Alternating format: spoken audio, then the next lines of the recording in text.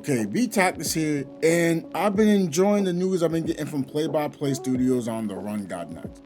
Now, everyone said, oh, we need gameplay.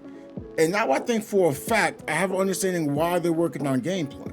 They probably had the basics down, but trying to get certain things to work, like a game breaker, does not work exactly the way you want it to work. Look here, right? Okay, let me scroll up. It said, could you guys try Gamebreakers? That was an NBA Street. How many players are you thinking of having at launch or even the beta test, right? I already knew. What's a Gamebreaker? I was like, they can't just randomly put out this Gamebreaker the exact way it was. It doesn't work, because back in the older game, it was really, all about how your dribble moves handled. You might say, oh yeah, but that's a fun part of the game. Yes, it is. But there's 3 players. Everyone can't dribble like that. So more than likely, your big that you thought was gonna be a big is really gonna be like a wing. Your wing there is probably gonna be like a guard. You're gonna be running like 2 guards and a wing, maybe even 3 guards. You wouldn't see a big, right? Because you want to get game breakers. Because playing a big would be boring. I just grab for dunk. I just grab for shot. Nothing that you're actually doing on your own. So they try to make another way to make it work, right? So look, we have plans for a game breaker like system that encourages showboating and team play. That sounds cool. No harm, no foul, right? Look, okay, will there be a point system in play to where you do ankle breakers? If there's like 1,500 points that accumulates for a game breaker, I'm not gonna lie. It feels great when you're playing NBA Street Volume 2 and NBA Street Volume 3 like that. If you have the ball. You ever tried playing NBA Street Volume 2 or Volume 3 with a friend and just keep dribbling the ball? Y'all on the same team, just keep dribbling. I played with someone that was like, oh, you're doing too much, you're not passing the ball. I passing the ball and then we couldn't even get a game breaker. They're like, oh, how come we not getting game breaker? Because they don't know how to gather points, right? Now, I'm not saying they should, quote, get good. I'm just stating from a team efforts perspective, it's really more solo-based oriented than the team play, right? So I even wrote, hey, I'm hoping there's more successful team actions than a point system. I went back and played Street. Game was very guard-oriented, right? Now, right here, this is what we are designing. Since this is multiplayer focus, because NBA Street Volume 2 was 4 players with a multi-tap on the PlayStation or GameCube, it was 4 players, right? But it wasn't really designed to be multiplayer oriented. It just has multiplayer, you can just play, right? But this is multiplayer focus. We can't have one person ball hogging to rack up trick points. We need to encourage combos and involving teammates. Now, in the older Street games, you could combo solo. Literally, but you get the big to go for the dunk. But the wing can go for the dunk. The guard can go for the dunk. But you have the big, okay, but you just have 2. But let's say you have like 2 wings, right? You have 2 wings that can like be on both sides of the court and they can just shoot lights out, right? Then you just play, it's a 5 out, it's a 3 out, right? And you're just ISO. That's not really fun if you're not the person with the ball, right? 2K has that issue too at times. You're just a corner sitter, right? So curious how you guys are gonna make it happen. Really good point, right? No way am I, Zaboni, is supposed to get more trick points in spin cycle. Now, of course, you can by just making blocks instead of being 2,500. The older games make a block 25,000. Could do that. But it doesn't really solve the issue. Yeah, and it makes, you say, oh, we want more bigs. Yeah, but your guard can still potentially get a block too. I mean, it'd be harder for them, but they can still block. Or you can try to upgrade steal. It just improves defense overall. It doesn't improve what the big can do. Unless they're going to upgrade dribble. But then you have a big dribble and it's like everyone just dribbling the ball. So everyone just playing ISO. That doesn't sound fun to me, but hey, that's just me, right? Look, he says Zaboni could probably be the finish on the combos other than scoring the basket. Wings can score the basket, guards can score the basket. Do you think guards aren't going to be able to score? If you really think that, you're crazy, right? Look, I even said, it wouldn't work in 2025 to just be a dunker. Oh, I spelled get wrong, right? So would you get on the game just to watch someone hog for trick points and you only dunk? Sounds boring to me. Now they try to say, bro, it's a lot of opinions and stuff. We just have to see more gameplay and what they're bringing to the court for. That's not an opinion. Again, I stated, I hope it's more successful team action than point system. I went back and played Street. Game was very guard oriented, ball hogging. In fact, now I'm thinking about it, I said team action. I use the word ball hog. They use the word ball hogging. Right there, ball hogging. I didn't use it. They used it. What is that telling me?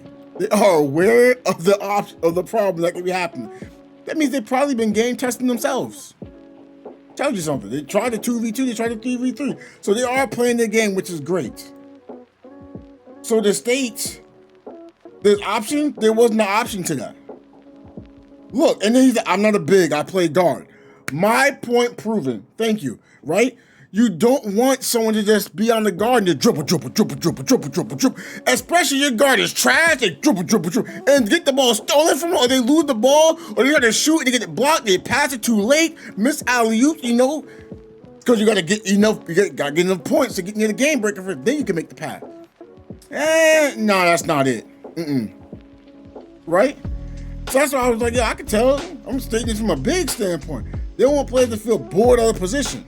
Again, you're just sitting there not doing anything, and you have to pay for this game. It's not a free-to-play game, right? Because you have to pay $40 to watch someone just play. In fact, Overwatch have this problem. No one wants to queue for tank because it's not really as interactive and it's fun. So what they do? They made it so instead of having 2 tanks, you have 1 tank to get more people to queue in. Because everyone wants to play DPS because you got more buttons to press. DPS has more buttons to press than the tank. The tank can't just spam buttons. The supports there, yeah, they press buttons. They press buttons to help the allies. So they see someone low in health, they press buttons. They say they need some shield, they press buttons. For a tank, it's all about just negating damage and trying to, do damage when you can, but you're really there to protect. That's not really as fun. And that's what's going to be happening here. Like, you don't want to feel bored of the position, especially if you have a bad guard, right? It was like, but I'm saying 3-point gets old too. So I'd love to see a crazy roguelike dunk. This person does not understand what roguelike means when they talked about it. Roguelike dunk, roguelike is not a special move. Roguelike is a game, so you see like an RPG, like a genre, roguelike, genre. Not a special move, not a trick counter, it's a genre. So the quicker you can realize that's a genre, the more you'll start understanding. I told this person multiple times that it's a genre. It's not a roguelike is not dunk. Roguelike is not dunk. It was an animation from the what's it called? Is it that you saw Shaq like on 2K or like Steph Curry when he had like eyes glowing? It doesn't mean he has some kind of superpower. It was just there for visual purposes. All it was, right? So he was like, yeah, I even asked him, hey, did you play these older street games with a friend on the same team? So I think he said, nah, just himself or against others. So that person is not aware how a team game is gonna play. You have to be aware of how it's gonna work within the team. Because now you're gonna be playing a guard with multiple players. It ain't gonna work out so well. Because you can ball hog on Street Volume 2. You can ball hog on Street Volume 3. Now someone hit you with trick counters, you go, you don't want to get trick countered. Okay, well, the person can't steal, then you'll just keep dribbling on them. If someone's trash, you just dribble on them. But can you have your big trying to dribble another big? Probably not. So they're trying to figure that out. Do I have the answer for it necessarily? No, I don't. The only thing I can think of is scoring faster, get more meter. Having a point system, I don't think that's a good idea. Now, if you get an ankle breaker, great. And then the higher your dribble is, the more chance you have to cause an ankle breaker. That's actually like on the older games too. And then a higher trick move is a higher chance to cause an ankle breaker. That's cool, but it shouldn't give more meter. Like maybe some, but if you get like a dunk, or a way of scoring, that's better. But honestly, how NBA 2K Playgrounds 2 did it, again, I'm not a fan of the game anymore, but they had it so your mid-range got meter, your three-pointer gained more, but the dunk was the most, right? So 2 dunks, I think you had like a special, or maybe like 2 dunks in then like any kind of shot after that, right? Or you can take maybe like 3 threes. But the point blank is, like, it gave more reason to be able to pass the ball. Even if you had the ankle breaker didn't, well, you couldn't really ankle break it. But it did like a crossover, it didn't really add anything that I know of. It was more about the scoring part. And then playing defense. Nothing to do with the ankle breakers. So I would say if you have an ankle breaker, that's cool, but it really shouldn't go to the dunk meter. I mean, your game breaker meter. It should go by defensive stops, consistent offense. If you have consistent defense too, that's great. Those things are taken to the game breaker meter. So guards can still be guard oriented, you know, do ankle breaker stuff like that, but they're still prone to want to pass the ball to someone open because they want game breaker meter. Especially if it's like an assisted shot, that's great. You know, having an assist to score, awesome. But hey, I don't want to have this video too long. We're already 10 minutes in. If y'all have any kind of like insight on this or want to talk about it, it's cool. Go in this comment section below. Thank you for watching the video. Like and subscribing, because you can put that subscribe button that's right over here.